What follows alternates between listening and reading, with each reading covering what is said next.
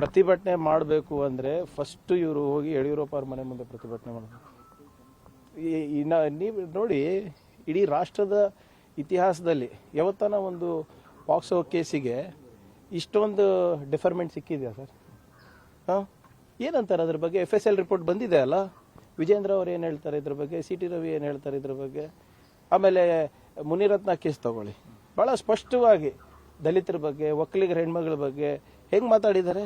ಏನಾದರೂ ನೋಟಿಸನ್ನು ಕೊಟ್ಟಿದ್ದಾರಾ ಸರ್ ಅವ್ರ ಪಾರ್ಟಿನಲ್ಲಿ? ನಾನು ಹೇಳಿದ್ದೀನಲ್ಲ, ಸುಮ್ಮನೆ ಕೇಸರಿ ಶಾಲ್ ಹಾಕೊಂಡ್ರೆ ದುಶ್ಯಾಸನರು ಯುಧಿಷ್ಠರು ಆಗಲ್ಲ. ಈಗಲೂ ಅದೇ ಕತೆ ಆಗಿರೋದು. ಯಾಕೆ ಇವರೆಲ್ಲರೂ ಸುಮ್ಮನಿದ್ದಾರೆ, ಸಮರ್ಥನೆ ಮಾಡ್ಕೋತಾ ಇದ್ದಾರೆ ಅಂದರೆ ಎಲ್ಲರ ಮನೆ ದೋಸೆ ತೂತಾಗ್ಬಿಟ್ಟಿದೆ. ಇಲ್ಲಿ ಎಲ್ಲರದು ಒಂದು ವಿಡಿಯೋನ ಇದೆ, ಒಂದು ಇಂಥದ್ದು ಏನಾದರೂ ಪ್ರಕರಣ ಇದೆ, ಅದಕ್ಕೆ ನೀವು ನನಗೆ ಬೆನ್ನಿಗೆ ನಿಂತಿಲ್ಲ ಅಂದರೆ ಇದಕ್ಕೆ ನಾನು ಯಾಕಪ್ಪ ನಿನ್ಗೆ ಬೆನ್ನಿಗೆ ನಿಂತ್ಕೋಬೇಕು ಅಂದ್ಬಿಟ್ಟು ಎಲ್ಲರೂ ತ್ರಿಶಂಕು ಪರಿಸ್ಥಿತಿನಲ್ಲಿದ್ದಾರೆ.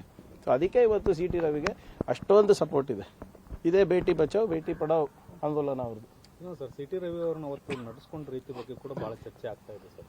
ರಾತ್ರಿ ಎಲ್ಲ ಕರ್ಕೊಂಡು ತಿರುಗಾಡಿದ್ರು ಅನ್ನೋದು ಅದು ಅವ್ರು ಹೇಳ್ತಾ ಇರೋದು. ಇವರೇ ಬಹಳ ಸ್ಪಷ್ಟವಾಗಿ ಇವತ್ತು ಪೊಲೀಸರು ಸ್ಪಷ್ಟೀಕರಣ ಕೊಟ್ಟಿದ್ದಾರಲ್ಲ, ಯಾವ ಗದ್ದೆ ಕರ್ಕೊಂಡು ಹೋದ್ರಿ, ದಾರಿ ತಪ್ಪಿ ಒಂದ್ ಕಡೆ ಒಂದು ಡೆಡ್ ಎಂಡಿಗೆ ಹೋಗಿರೋದು ಅಷ್ಟೇ. ಯಾಕೆ ಇವರು BJP ಅವ್ರು ಫಾಲೋ ಮಾಡ್ತಾ ಇದ್ರು ಅಂತ, ಹೌದಾ ಇಲ್ಲ? ಆಮೇಲೆ ಇವ್ರು ಪದೇ ಪದೇ ಎನ್ಕೌಂಟರು ಅದು ಇದು ಅಂತ ಇದ್ದಾರೆ. ಮೊಬೈಲ್ ಯಾರ ಕೈಲಿತ್ತು? CT ರವಿ ಅವ್ರ ಕೈಲಿ ಇರ್ತಾನೆ. ಅವ್ರ ಮೊಬೈಲಿಂದಾನೇ ಲೈವ್ ಲೊಕೇಶನ್ ಕಳಿಸ್ತಾ ಇದ್ರ ಅಂತ ಯಾರು ಹೇಳಿದ್ರು? BJP ಅವರೇ ಹೇಳ್ತಾ ಇದ್ರಲ್ವಾ? ಅವರೇ ಹೇಳಿದ್ರ ಎನ್ಕೌಂಟರ್ ಮಾಡಿ ಮೊಬೈಲ್ ಕೊಡ್ತಾರಾ? ಕಿತ್ಕೊಳ್ಳೋ ಪ್ರಯತ್ನ ಕೂಡ ಆಯ್ತು ಅನ್ನೋದು sir. That is also as per procedure. ಈಗ ನೀವು ಪ್ರೊಸೀಜರ್ ಏನಿದೆ ಹೇಳಿ?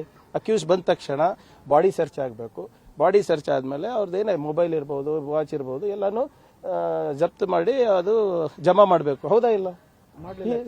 ಅದೇ ಅದು ಲ್ಯಾಬ್ಸ್ ಆಯ್ತು. ಆಮೇಲೆ ಇವ್ರು ಎನ್ಕೌಂಟರ್ ಅಂತ ಇದ್ರಲ್ಲ, ಈ ಫೋನ್ ಅವ್ರ ಹತ್ರನೇ ಇತ್ತಲ್ಲ, ಅವರೇ ಲೈವ್ ಲೊಕೇಶನ್ ಕಳಿಸ್ತಾ ಇದ್ರಲ್ಲ ಎಲ್ಲರಿಗೂ, ಅವರೇ ಟಚ್ ನಲ್ಲಿ ಇದ್ರು ಅಂತ ಎಲ್ಲರೂ ಹೇಳ್ತಾರೆ.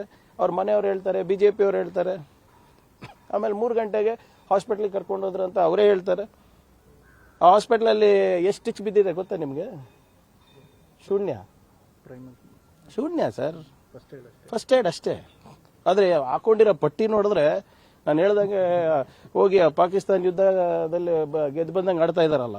ಇನ್ನ ನಾನು ಹೇಳ್ತೀನಿ ನೋಡಿ, ಇನ್ನ 1 ತಿಂಗಳ ಪಟ್ಟಿ ಆಚೆ ಬರಲ್ಲ. ನಾನು ಹೇಳ್ತಾ ಇದ್ದೀನಿ. ಈಗ ಅಲ್ಲಿರೋ ಡಾಕ್ಟರು ಒಂದು ರಿಪೋರ್ಟ್ ಕೊಟ್ಟಿದ್ದಾರಲ್ಲ, ಹಿಂಬರ ಕೊಟ್ಟಿದ್ದಾರೆ.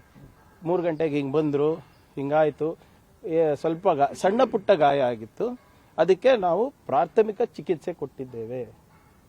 ಇವ್ರು ಹಾಕೊಂಡಿರೋದೇನೋ ಒಂದು ಬ್ರೈನ್ ಸರ್ಜರಿ ಆದಂಗೆ ಹಾಕೊಂಡಿದಾರಲ್ಲ. ಇಷ್ಟೇನಾ ಇವ್ರ ಗಟ್ಟಿ? ಸೊ ಇದು ಎಲ್ಲಾನು ದಾರಿ ತಪ್ಪಿಸಕ್ಕೆ ಮಾಡ್ತಾ ಇರುವಂತ ಕೆಲಸಗಳು ಇವರು.